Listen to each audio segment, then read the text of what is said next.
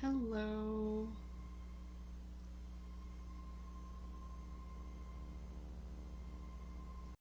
Okay. Just trying to find us here live in the group. So if anyone actually is around today and hops on, I'll be able to catch them. All right. Hi. So good to see everyone. It's been a little while since I've been live. Um, so today is Saturday and it's International Women's Day. So happy International Women's Day to everybody here in the group. So loving to celebrate this, and I just feel if we connect and work together, amazing things happen when women join forces. Um, Definitely. So today I decided to talk on self kindness. And I did a poll in the group, and this and self worth were kind of neck and neck. So this is the one that I chose to start with. Yeah, I'll just dive right in. Just be mindful of your time. So, self kindness is one of the three pillars of self compassion, but we're just going to look at it on its own. And so, self kindness is treating yourself with the same care, understanding, and compassion you would offer a close friend or loved one during difficult times, or maybe when they're facing a challenge or made a mistake. So that is self kindness. And I know that we tend to be our biggest critics. We tend to be really tough on ourselves. And I can totally relate. Many years ago, this is an example of where I was and where I am now. And so many years ago, I was walking just along the sidewalk, and I kind of tripped a little. I didn't fall or anything, but just like a little stumble. And I looked back, and there was absolutely nothing for me to have tripped over.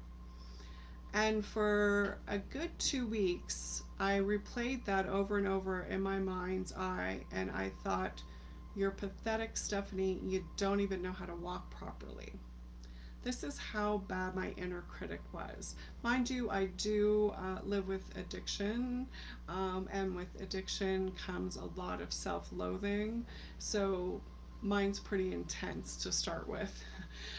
So this was over 22 years ago when I was first getting into recovery, and I chose abstinence.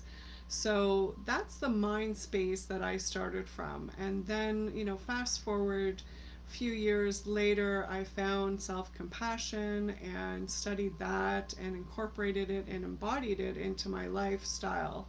And now I'm here to tell you, I still walk on sidewalks and trip over absolutely nothing. And all it does is remind me of, like, I'm a little bit clumsy, and that's okay. That's just who I am, and I can laugh it off. And so through many different ways of using self-kindness, I've gotten to the point where I can kind of laugh at myself in certain circumstances, like when I make a mistake or trip and stumble over absolutely nothing. If I'm facing a challenge, I can, I can see, okay, this is a tough time right now. How can I have some kindness for myself and be in charge of that inner critic and kind of tell it to take a back seat, and I take over the conversation and be kind towards myself. So there's a few ways that we can just incorporate some self-kindness, and so there's a couple ways that I thought I would share and talk about today. And there's many ways to do this, but I just thought I'd share a couple. So it's affirmation breathing. And so what you can do is put one hand over your heart and inhale and exhale a little bit more intentionally, a little bit deeper, because sometimes we just tend to breathe up here and not into the belly. So take full deep breath in and a full deep breath out. And when you inhale, you can say, I am worthy of kindness. And when you exhale, you can say, I release self judgment. And you can do this 3, 4, 10 times to just kind of ground yourself within self kindness. So inhale, I am worthy of kindness. Exhale, I release self judgment. And if you're alone, you can say it out loud. If not, you can say it in your mind's eye. And this just reminds us that we are whole and complete as we are. We are perfect in our essence, and there is nothing to change, and that we are worthy of kindness. So that's one way that we can kind of switch and ground in self-kindness. And another way is, I want you to just think about, like, well, the story that I told of I tripped over nothing, and I was berating myself on and off for 2 weeks, saying like how pathetic I was stupid, I was such a klutz, pathetic. And so I want you to notice what your inner dialogue, that inner critic can sound like, when you've made a mistake, or you've done something and you don't feel it was subpar, and just listen to how you talk to yourself. Now, would you ever consider speaking that way to a friend, a loved one, a child, a niece, a nephew? Would you ever speak to anyone else on this planet like that? So I want you to consider why it's okay to talk to you that way. I don't know about you, but during my self-love journey thus far, I've come to a point where I want to have an amazing relationship with myself, because I consider myself my dearest friend. And so I would never speak to a dear friend this way. And so it's my responsibility and it's my job to be aware of my inner critic. We all have one. And it's my responsibility to challenge it and say, oh no, I'm not going to listen to you today. And then change the script. So if I'm saying things like, oh my gosh, I am so bad at math, I could then switch it to saying, I'm learning and growth takes time. I need to practice a little bit more, and I will get better at this. If not, I can ask for some more support. I can say, oh my gosh, I've messed up again.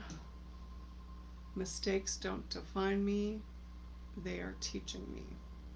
So see how I've changed the dialogue a little bit there? So this is being kind to ourselves. This is challenging and replacing that inner critic's dialogue. We are stepping up to the plate and being a good friend to ourselves. So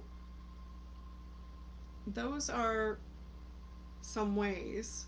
So when we think about, would I ever speak to a friend this way, that is a prompt that you can keep asking yourself once you are aware of the inner critic. And if you're listening to it and you're allowing yourself to berate yourself because you've made a mistake or you messed up again or whatever it is, and you're just listening to how critical you are of yourself, you can say, would I ever speak to a friend this way, a good friend? And that might help you to realize, no, I wouldn't. What would I say to a good friend? And start treating yourself like the good friend that you are and who you're becoming. I also, want to remind you that this is this takes practice. There's not a destination like, and I've reached self-kindness. No. This is an ongoing practice. This is something that, we need to work on a semi-regular basis, in the sense of how critical and how often that inner critic shows up for you, right? We're all different, we're all on different paths. So just to be aware of that. And what's one kind thing you can say to yourself today? You know, that's something that we can look at. And again, it's not something that you've done or achieved, or you know what I mean? Like that's something that just who we are. So other ways to practice self-kindness is self-care. So am I taking care of myself? How am I showing up in the actions that I'm taking for my health and my well-being, my mental health, my spirituality, all of the things that, mind, body, spirit, and emotions, what make me me, and what can feed my soul. Self-forgiveness, reminding myself, like, I am just a human being here, and I'm doing the best that I can with what I know today. And not holding a grudge against yourself for something you did, intentionally or unintentionally. We need to learn how to forgive ourselves. And then having unconditional worth. Like I said earlier, I'm not what I accomplish or what my career is or all of those things. I am who I am because I act out of what my values are, what I find important and valuable in life. This is how I show up. So, and then through the mindful self-talk. So being mindful and being aware of that inner critic, and then challenging it. Right? So those are some ways to show up for you in self-kindness.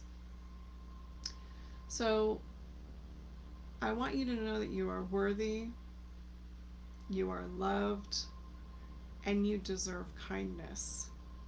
So starting with yourself, be kind to yourself. Treat yourself as you would a good friend, in the way that you talk to yourself and the actions that you take for yourself. So whether that's saying no to somebody because you really don't have the time to help them with something. You'd love to help them, but if you just don't have the time, you just don't have the time. Doing, a yoga practice or whatever it might be that you want to do for that day.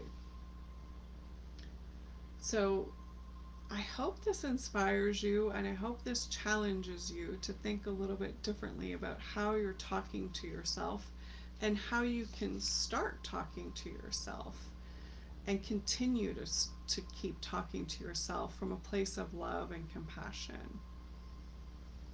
So I'd love to hear from you what your biggest takeaway was from today's live, and any tips and tricks that you might have of what you practice for self-kindness. Or let me know if this is like a totally new vocab for you and you've not heard of it before. I would love to hear from you. Just put it in the comments, or you can always private message me if you're a little shy and just want a dialogue between you and I. So I hope you have an amazing International Women's Day, and love you, and I will see you guys next time. Bye.